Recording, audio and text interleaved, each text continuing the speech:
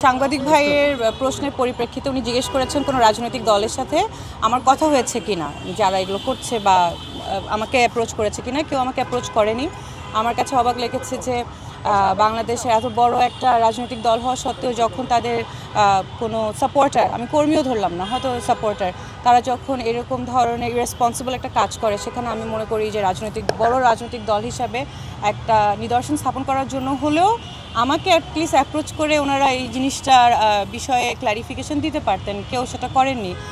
উল্টো আমি দেখেছি যে আমাকে বিভিন্নভাবে ওইটা রিশেয়ার রিপোস্ট করে করে আরও বেশি হ্যারাস করা হচ্ছে, এবং এই যে কন্টিনিউয়াসলি আমাকে হ্যারাস করা হচ্ছে, তার উপরে আমার ফিচার্স ইউজ করে, আমার ছবি দিয়ে এআই ইনডিউস করে, এআইকে ইউজ করে এনেবল করে এরকম বিকৃত ছবি এবং ভালগার ছবি বানানো, এটার এগেনস্টে আমি আজকে আসলে মামলাটা দায়ের করি শাহবাগ থানার সাইবার সুরক্ষা আইনে। তো আমার যেটা কথা হচ্ছে যে এই মামলাটা আপনি জিজ্ঞেস করেছেন যে কেন করেছি বা করলাম, অনেকবার চিন্তা করেছি আদৌ মামলা করব কি করব না, কি করব। আমার আসলে জুলাইয়ের পরবর্তী সময় থেকে এরকম বিভিন্ন সময়ে আমাকে নিয়ে বিভিন্ন ধরনের কন্টেন্ট আপনারা অলরেডি দেখে ফেলেছেন, যেগুলো আপনারাও জানেন, অন্যরাও হয়তো বুঝে যে এগুলো ফেক।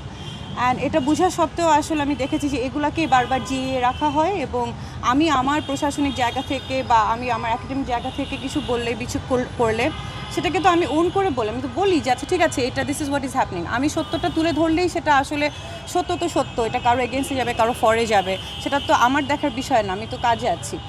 তো এটাকে ইউজ করে, যেখানে আমার কোনো রাজনৈতিক সংশ্লিষ্টতা নেই, আমি কোনো রাজনৈতিক দলের সাথেও না, আমি একটা সাধারণ শিক্ষক, সেখানে আমাকে সেই 1 বছর ধরে এগুলো কন্টিনিউয়াসলি চলেই যাচ্ছে, এটার কোনো আসলে প্রতিকারও আমি পাচ্ছি না, কোনো শেষও হচ্ছে না। মামলাটা একদম লাস্ট মোমেন্টে এসে আমার আসলে ধৈর্যে আমি মনে করলাম যে এটা তো শুধু আমার সাথে না, আমার সাথে দাঁড়িয়ে থাকা ঝুমা, সালমা, উমামা, মনসুরা, আমাদের madam Saima Ferdous madam, Lutfa madam, কে বাদ আছে? কোনো কেউই বাদ নাই আসলে। সেক্ষেত্রে হেমা, মানে আমরা দেখলাম যে যখনই মেয়েরা তাদের জায়গা থেকে তাদের কাজে এগিয়ে যেতে চায় বা সত্যের পথে এগিয়ে যেতে, তখনই আসলে তাদেরকে নিচে নামানোর জন্য এভাবে সেক্সুয়াল হ্যারাসমেন্ট, অনলাইন বুলিং, এগুলো চলতেই আছে। তো আমি মামলাটা করেছি, ইটস এ মেসেজ। আমি তো বলেছি যে যারা অজ্ঞাতনামাও আছে, পরবর্তীতে যদি এগুলো কন্টিনিউ করে তারাও এই মামলার মধ্যে যেন চলে আসে। এই জিনিসটা আসলে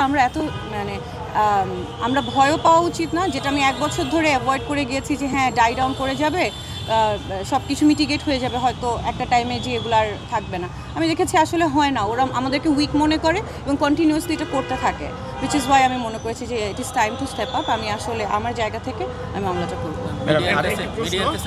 আমার মিডিয়ার কাছে একটা রিকোয়েস্ট আছে, এটা আমার কাছে খুবই দুঃখজনক। আই থিঙ্ক আমি একলা না, আমার সাথে যত নারী শিক্ষার্থী আছে যারা পলিটিক্যালি অর সোশ্যালি অ্যাক্টিভিজম করে, তারা সবাই একই জিনিসের আসলে ভিকটিম হচ্ছে। সেটা হচ্ছে যে খুব বিকৃত ক্যাপশন দিয়ে ছোট ছোট ক্লিপস করে খুব ইরেলেভেন্ট জিনিসপত্র আপলোড করা হয়। এটা আসলে আমাদের জন্য খুবই আনকমফোর্টেবল, এবং মানে এটা এক ধরনের হ্যারাসমেন্টও। হয়তো এটা ক্লিক বেটগুলোতে অনেক ভিউজ আসে, অনেক এনগেজমেন্ট হয়, কিন্তু আপনাদের ভাবতে হবে যে আপনাদের জার্নালিজমের জায়গা থেকে একটা রেসপন্সিবল জায়গা আপনারা আছেন। হ্যাঁ, আপনারা হয়তো এটা ক্লিক বেট হলে আপনাদের জন্য সুবিধা, কিন্তু দিন শেষে এটা করে কিন্তু আপনি আরেকজন মানুষকে অনেক আনকমফোর্টেবল ফিল করাচ্ছেন, এবং একটা কি বলবো, রেসপন্সিবল জায়গা থেকে এটা আসলে আপনার মানে জার্নালিস্ট ভাই এবং বোনদের থেকে এক্সপেক্টেড না।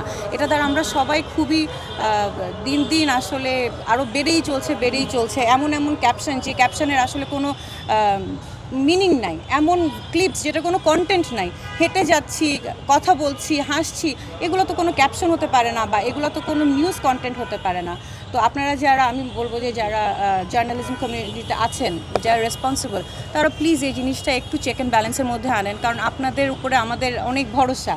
আপনারা সত্যটা সবার সামনে আনবেন। সেখানে যদি এরকম কন্টেন্টগুলো আসে যেগুলোর আসলে মেটেরিয়াল নাই, ক্রেডিবিলিটি নাই, it doesn't give a good message, উল্টা হ্যারাসমেন্ট হয়ে যায়, তাহলে তো আসলে দুঃখজনক। So this is my request.